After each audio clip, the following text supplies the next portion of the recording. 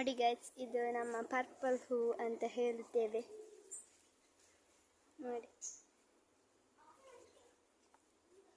ಇದು ಸದೆ ಇದು ಕೇಪುಲ ಹೂ ಅಂತ ಹೇಳಲಾಗುತ್ತದೆ.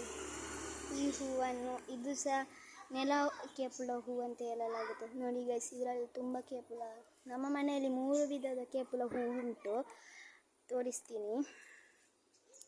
ಇದೊಂದು ಕೇಪುಲ ಹೂ ನೋಡಿ, ಕೇಪುಲ ಹೂ ಅಲ್ಲ, ಇದೊಂಥರ ದಾಸವಾಳ ಥರ ಚಿಕ್ಕ ಹೂವು. ನೋಡಿ ಗೈಸ್, ಇಷ್ಟು ದೊಡ್ಡ ಮರ ಆಗಿದೆ ನಮ್ಮ ಮನೆ. ಇದು ಹಬ್ಬಳಿಗೆ ಅಂತ ದೇವರಿಗೆಲ್ಲ ನೇದಿಡ್ಬೋದು. ಇದು ಗೈಸ್ ಕೇಪುಲ ಹೂ, ನಾನು ಹೇಳಿದ್ದಲ್ಲ ಈಗ ಗೈಸ್, ಇದು ಈ ಕೇಪುಲ ಹೂ ನೋಡಿ.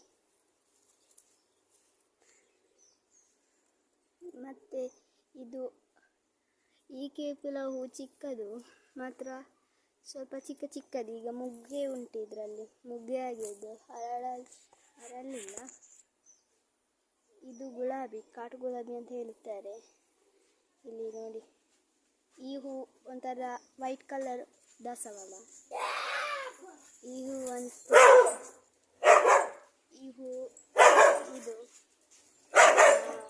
ಕಾಟು, ಇದರಲ್ಲಿ ದೊಡ್ಡ ಹೂ. ಬಾಯ್ ಗೈಸ್, ನನ್ನ ವಿಡಿಯೋಗೆ ಲೈಕ್ ಮತ್ತು ಸಬ್ಸ್ಕ್ರೈಬ್ ಮಾಡಿ ಗೈಸ್.